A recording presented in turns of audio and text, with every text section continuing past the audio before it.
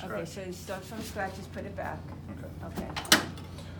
So there's a little sticker on the inside of the film that says warning, end of roll approaching. We won't be able to see it yet, but eventually you'll see that little sticker on the inside of the film. When you see that, we'll open up everything on the machine. Those little blue latches unlock the tray so it comes down. And then we'll cut both rolls of film off.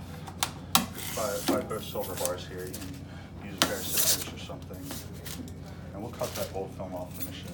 Now when everything is open, you won't be able to use this run button. You'll have to use these ones to manually reverse it or manually put it forward. So we can get this old film out of here. We'll reverse the old film out.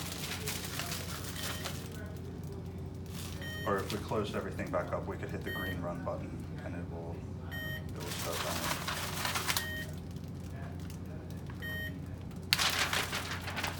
All right. So now, the most important thing is that we get the film on the machine the right way. How the film kind of has this foggy side to it and the shiny side to it. The foggy side is the glue, so we always want that glue side facing away from the heaters, just like on this machine. So we'll hold film, we know the glue side is going to face away from the heaters, and this is where we would put the film on the bar. We would take this gray cap off and we'd slide the film on the bar, and then we would put the bar in here with the film. But since we still have these easy load rolls, we're going to put these on here. These go on like that.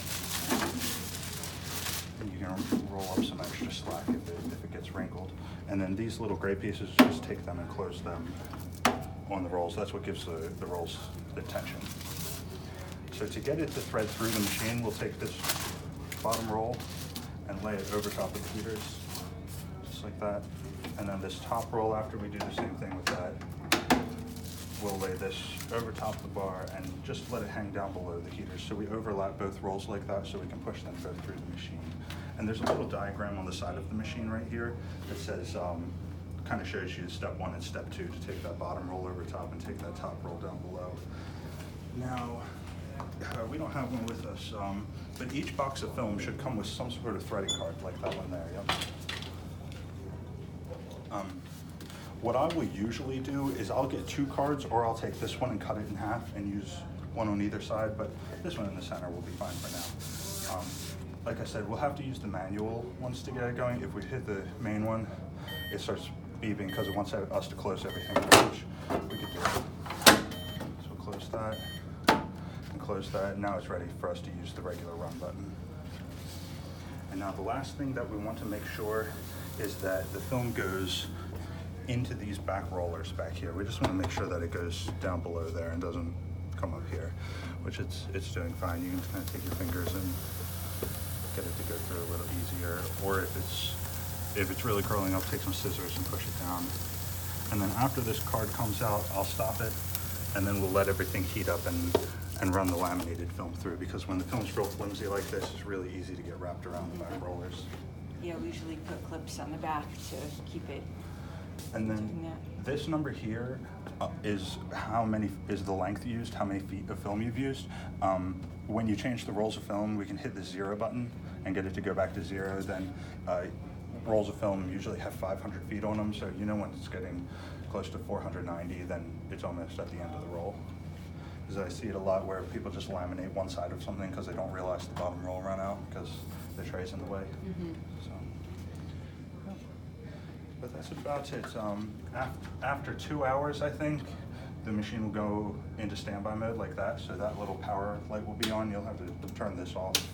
So does it turn, the heat turns off automatically? Right, so it'll turn everything off. So you won't be able to do anything until you come hit the button again. So it will turn itself off if it's left on over the weekend or something. Great. And it heats up automatically? Yeah, like when does it? Heats up automatically. The little check light right there will turn green when it's ready. And then this is the speed, how fast you want to go. Okay. If you press it in, that little light will come on under auto, and that's auto speed. So I like to keep it off auto and I like to run it the slowest. Usually the slower the better. If you're laminating something like tissue paper material, then you could run it a little faster to help it go through. And then this is what you would use to reverse it if you need to. And you can manually get it to go that way, but otherwise you can just use the green button. This button right here changes the temperature slightly. If we change it to the 3.0, it makes the temperature about 50 degrees lower, so we usually want to keep it on the 1.5. To see if things aren't sealing very well. I think that it remembers that it's on 3.0 if you turn it back on, so just have to make sure that stays on 1.5. But if you guys have a year-long warranty with us, if it doesn't seem like it's heating up enough, call us back and we'll come out and we'll raise the temperature on it. Okay. Yep.